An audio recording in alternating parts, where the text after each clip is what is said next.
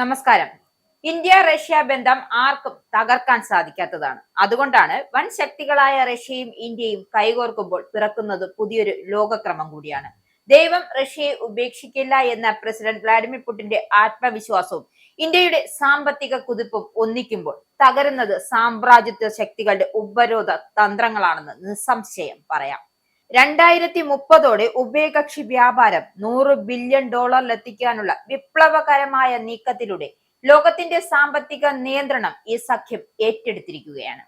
ഇന്ത്യയും റഷ്യയും തമ്മിലുള്ള സാമ്പത്തിക ബന്ധം കേവലം സൗഹൃദത്തിൽ ഒതുങ്ങുന്നതല്ല, അത് കണക്കുകൾ കൊണ്ട് പാശ്ചാത്യ രാജ്യങ്ങളെ വിറപ്പിക്കുകയാണ്. കഴിഞ്ഞ 2 വർഷത്തിനിടെ ഇരു രാജ്യങ്ങളും തമ്മിലുള്ള വ്യാപാരം 6 മടങ്ങിലധികം വർദ്ധിച്ചു.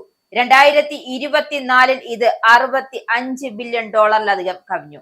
കഴിഞ്ഞ 2 വർഷത്തിനിടെ ഇരു രാജ്യങ്ങളും തമ്മിലുള്ള വ്യാപാരം 6 മടങ്ങിലധികം വർദ്ധിച്ചു. 2024 ഇത് $65 ബില്യൺ കവിഞ്ഞു കഴിഞ്ഞു.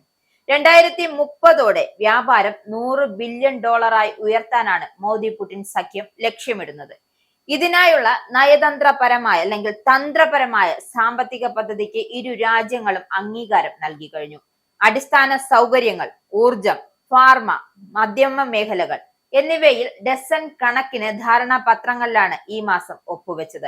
ഊർജത്തിനും പ്രതിരോധത്തിനും അപ്പുറം പുതിയ മേഖലകളിലേക്ക് ഈ ബന്ധം വ്യാപിപ്പിക്കുകയാണ്. ഇന്ത്യയുടെ സ്മാർട്ട് സിറ്റി പദ്ധതികളിൽ സഹകരിക്കാൻ റഷ്യ സന്നദ്ധത അറിയിച്ചിട്ടുണ്ട്. Video analytics, big data processing എന്നിവയിൽ ലോകത്തിലെ ഏറ്റവും മികച്ച സാങ്കേതിക വിദ്യ നൽകാൻ റഷ്യയ്ക്ക് കഴിയും.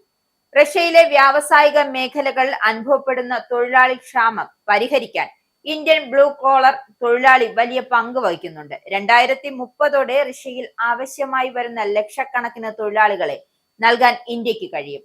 റഷ്യ, കസാഖിസ്ഥാൻ, ബെലാറസ് തുടങ്ങിയ രാജ്യങ്ങൾ ഉൾപ്പെടുന്ന യുറേഷ്യൻ ഇക്കണോമിക്സ് യൂണിയനുമായി ഇന്ത്യ സ്വതന്ത്ര വ്യാപാര കരാറിനായി ചർച്ചകൾ ഊർജിതമാക്കിയിട്ടുണ്ട്.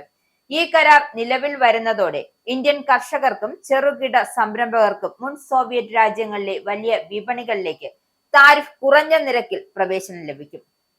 ഡോളറിനെ ആശ്രയിക്കാതെ തന്നെ ശക്തമായ ഒരു സാമ്പത്തിക മേഖല പടുത്തുയർത്താൻ ഈ നീക്കം സഹായിക്കും.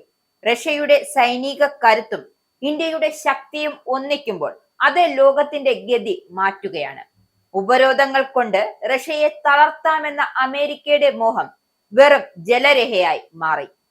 2030 $100 ബില്യൺ വ്യാപാരം എന്ന ലക്ഷ്യം കൈവരിക്കുമ്പോൾ ഈ പുതിയ അധികാര കേന്ദ്രം ലോകം ഭരിക്കുമെന്നതിൽ യാതൊരുവിധ തർക്കവുമില്ല.